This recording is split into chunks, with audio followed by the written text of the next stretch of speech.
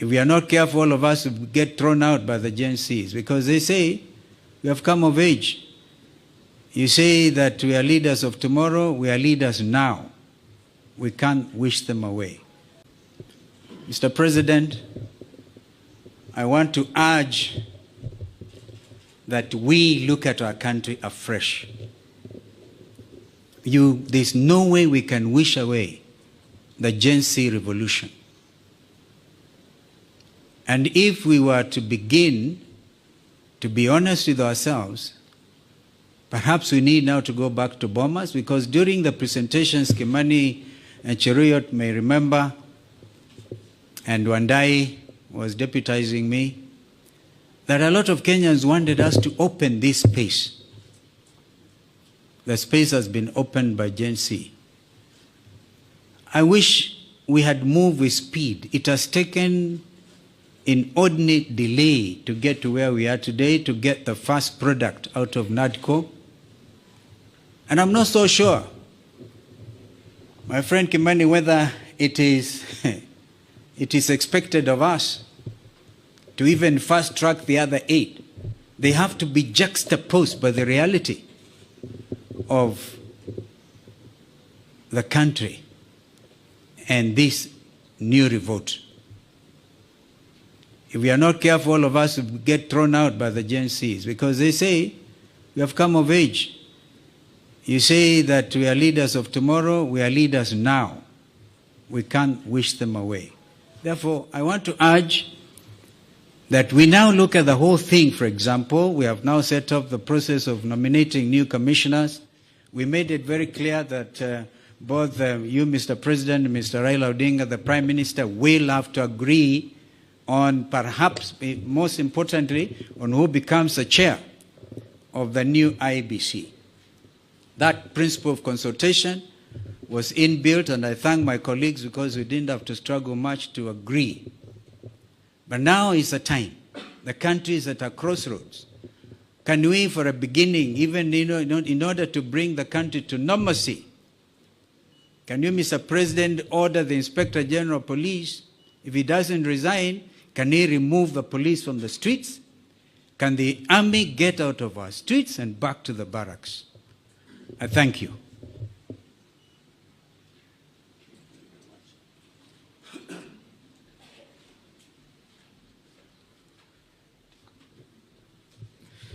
Thank you, Your Excellency, former Vice President.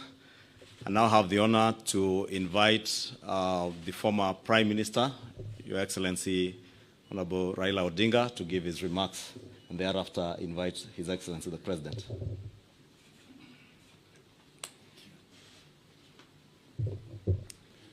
Your Excellency, my brother President William Samoei Ruto, all distinguished ladies and gentlemen who are here this morning, we have come here today for a very solemn occasion. And I'm happy that this function has been arranged to take place here at KICC. As my colleague Stephen Kalonzo Musyoka said, we are at a crossroads as a country. And times like this requires leadership, the country to move forward. What we are doing today is a culmination of a process that began sometime last year when President Olusegun Obasanjo came to mediate and the conflict that was raging on at that time.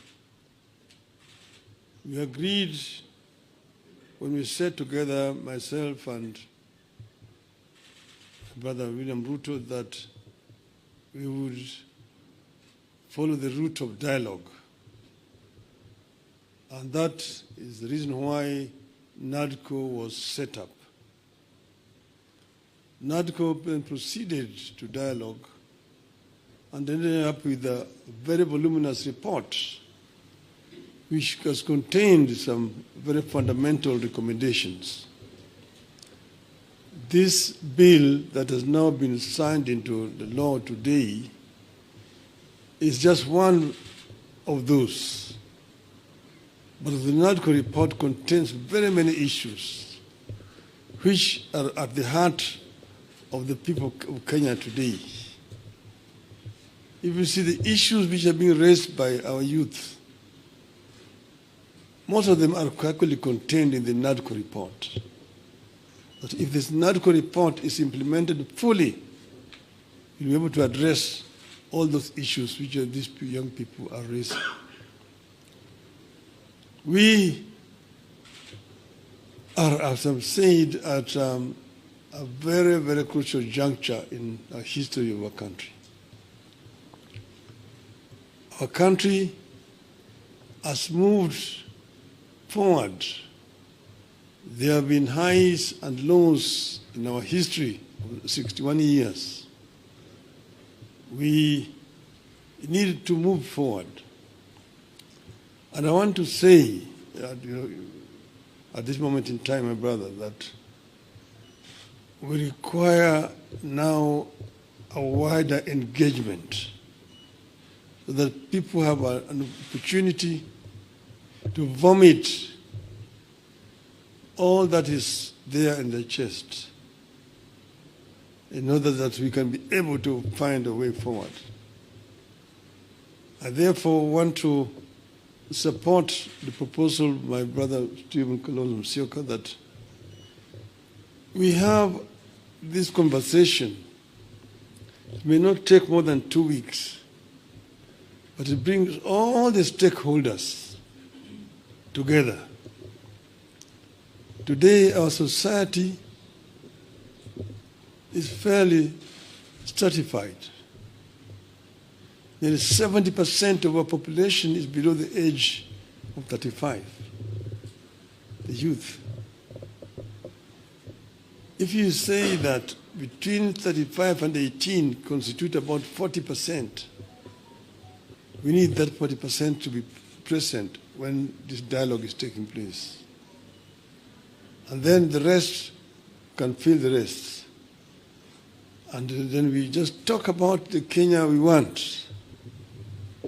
The Kenya we want convention. Out of that will come out recommendations that will help us to resolve this issue once and for all. That will be my proposal, Your Excellency. I think that Kenya deserves better. The issues of employment, the issues of discrimination, the issues of corruption, the issues of gender, and so on, are issues that need to be addressed in a wider forum. I think that it is possible to do